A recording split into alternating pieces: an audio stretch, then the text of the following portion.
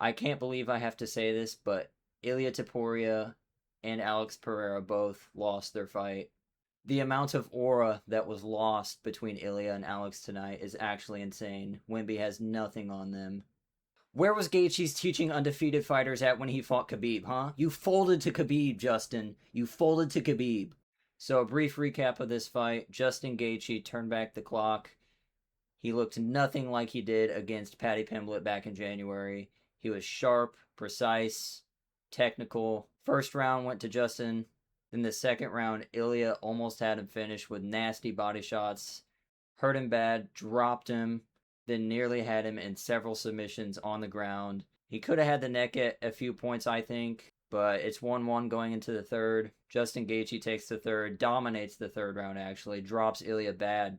First time we've seen Ilya get dropped since the Jai Herbert fight. Ilya somehow survives, but he's busted up all over his face, no pause. I'm actually just so sad right now. It's been about an hour since the fights happened. I drove home from my friend's house. We watched them together. And the whole drive home, I was just sighing. But there was a silver lining in tonight's fights that I'll get to in a moment. And Sean O'Malley. Justin Gaethje wins the third. He's up 2-1, possibly a 10-8 third, but maybe not. At the beginning of the fourth round, it looked like it might be stopped from a doctor because Ilya couldn't see. Ilya was winning a pretty close fourth round, I think. Then at the end of the fourth round, Justin hit him with a vicious knee to the body, right to the rib cage. I think it broke Ilya's ribs. I haven't seen any of these post-fight interviews because I'm just too depressed to watch them at the moment. But if Ilya's ribs were broken, that would make sense why he wanted to stop the fight. I just can't believe he went out like that. MMA math makes absolutely no sense because Holloway schooled Gaethje, then Ilya schooled Max Holloway, then Gaethje schooled Ilia Topuria and wins.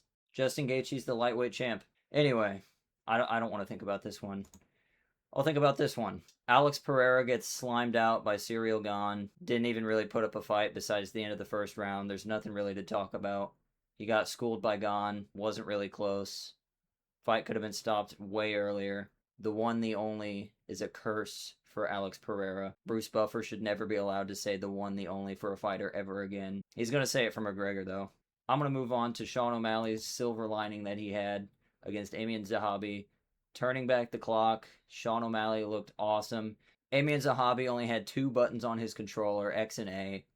Just spamming leg kicks the whole time. It was kind of annoying to watch, but Sean wasn't checking him, so it was really effective. But once Sean got the KO, he was spamming up on the D-pad for that salute emote. Sickening, awesome KO by Sean O'Malley. I wish I had my reaction recorded. I jumped out of my seat, giggling like a little girl, clapping, yelling. This was the happiest I felt in a while, watching Sean O'Malley flatline KO Amian Zahabi. Sean O'Malley is my GOAT. I have no other GOATs. They all got offed. Crazy card altogether. It was all slime out KOs like I predicted, but I went 5-2. Sean O'Malley gets it done in the second.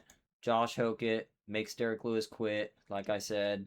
General Zod fraud checked Michael Chandler again. Somehow I was actually correct with my Bo Nickel pick, which I was pleasantly surprised by. He slimed out Kyle Dawkins. Yay. And Diego Lopez's comeback was just sensational. When Diego Lopez lets his hands go, it's just really fun to watch. He's one of my favorite fighters. Very underappreciated, Diego Lopez is. I wish this was an image of Ilya throwing Justin across the canvas, flatlining him. I don't like this guy. As far as what's next for some of these fighters, I have a few ideas. I'll make another video tomorrow or the day after. I'm just super depressed right now. And in between all these edits I'm making, it's just filled with silence of me just contemplating life. I haven't been this sad from an event ending since Conor McGregor got KO'd by Dustin back in January of 21. I'm actually speechless with these events. The event as a whole was really cool. Super cool visuals, great graphics. The walkouts were absolutely insane. That was probably one of my favorite parts. By the way, that Latina person who bet $500,000 on Alex Pereira, holy moly. Bro's putting up the house, the kids, everything. If you made it this far, thank you so much for watching. I'm going to go cry myself to sleep. I cannot bear to be present at this moment. Like and subscribe. Thank you so much.